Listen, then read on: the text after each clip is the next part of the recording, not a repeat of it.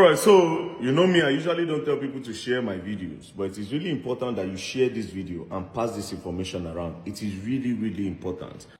A gentleman called Matthias Ezeaku, who used to be a strong advocate or believer of the gospel of Jesus Christ, was granted access to travel to the European nation.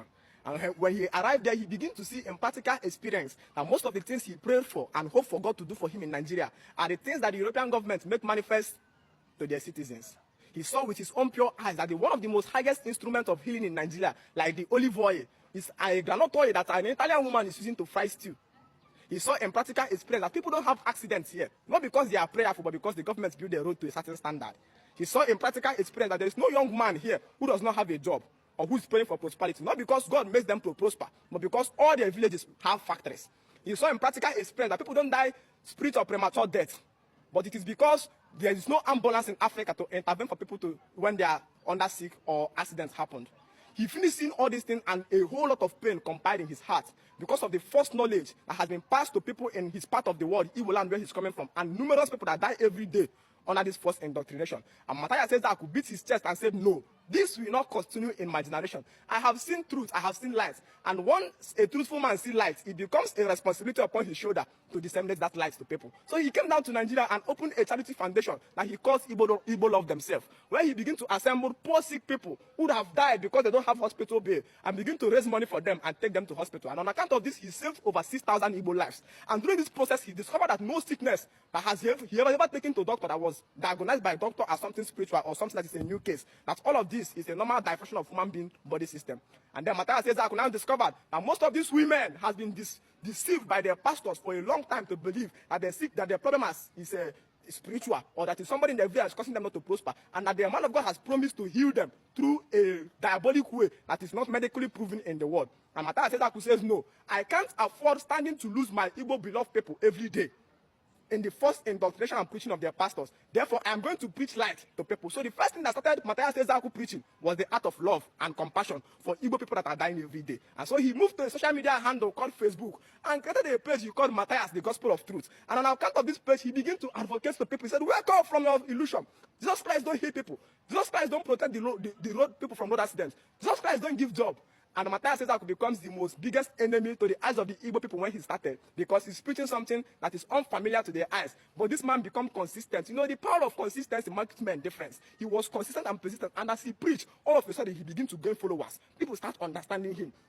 The light began to spread, and before you know it, this man began to build empire, such that all part of Igbo land now becomes energized and causes this fire like a frost fire wind. That we can now say that Matthias has built empire that is no longer a one-man idea, but that which we stand to advocate and defend, and to spread this light across the whole stratosphere of Africa, so that people can come and see this light and walk out of darkness. Therefore, on account of this, Matthias has written his name in the golden pen that can never be raised in the history of Igbo land. That is what happens when a sincere man sees truth. The problem with our Nigerian celebrities or Igbo celebrities or social media influencers is that they go outside the country, see this light, they see how their system and their administration is being functioned.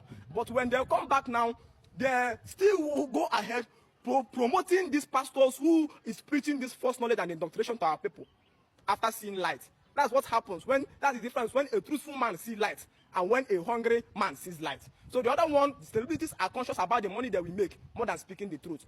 For example, Lord Zeus. Lord Zeus is one of the highest ekuke that existed in our ministry of social media influencers. Because Lord Zeus knows that if he should come to his social media platform now and talk against Jesus Christ, he will lose over 20,000 followers in one day. Why? Most of his followers are Christians. But Lord Zeus now fails to think about the people that will be freed through that sincere truth that he will speak. Because the voice of the influencer man has the ability to change people much more than everything. Imagine now, let me just give an example. Imagine now if, let's say for example, Dr. Paul Enete one day wake up and tell that Jesus Christ is not real, it's an imagination. He will win more so than all the force that has been preaching on the social media. Why? He has influence. A man who has influence has the ability of winning people more than any other thing. That's why our social media influencers failed us woefully, because they are afraid to speak the truth, because they prioritize money, not knowing that the world they are creating now is the world their children will live inside, because none of them is free.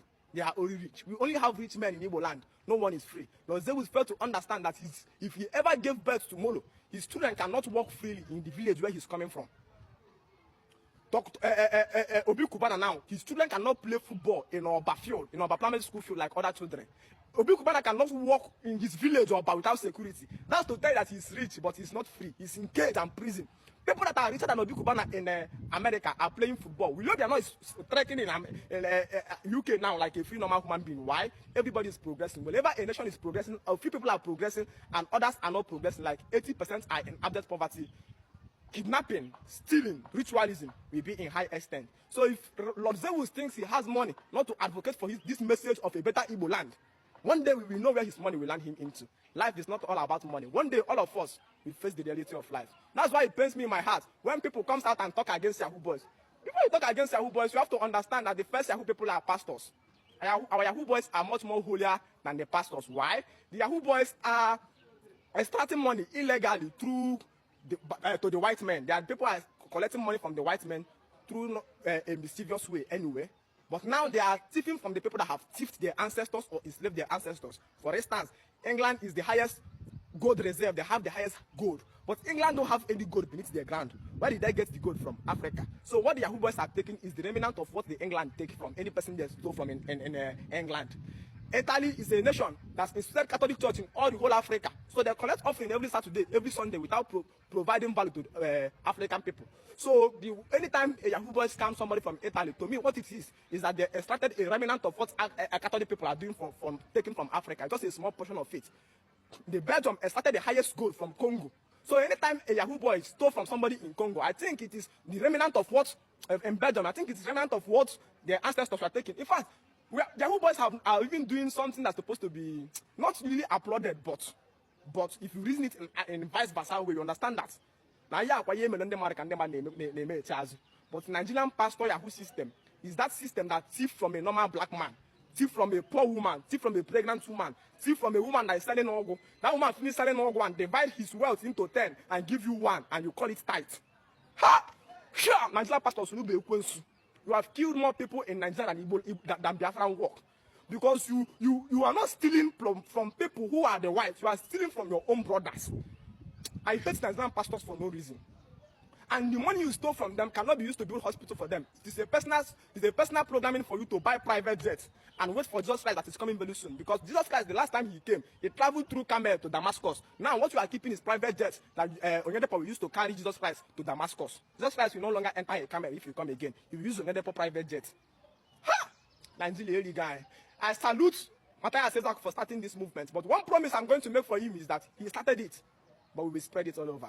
It's a responsibility resting upon our shoulder who has seen the truth. Because those people that have seen the truth through practical experience are much more solid in their foundation. That's why most of my friends on social media or my WhatsApp are people in outside the country. Because there are people who have seen the practical knowledge of what I'm teaching. So they always sponsor me. They say, send your account number, they support me. I don't beg anybody for money. It's a personal decision.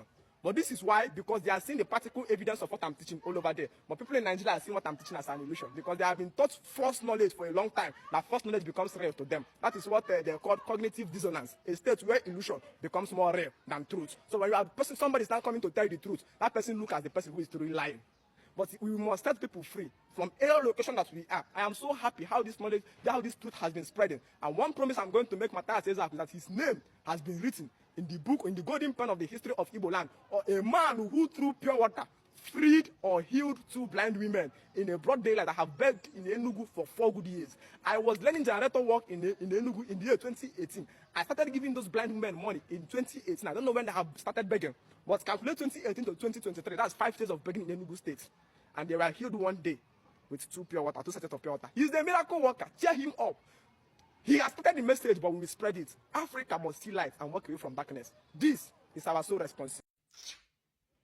Don't play. The Rattle movement fought and moved the government. If you come for me, you are the victim. If I come for you, you are still the victim.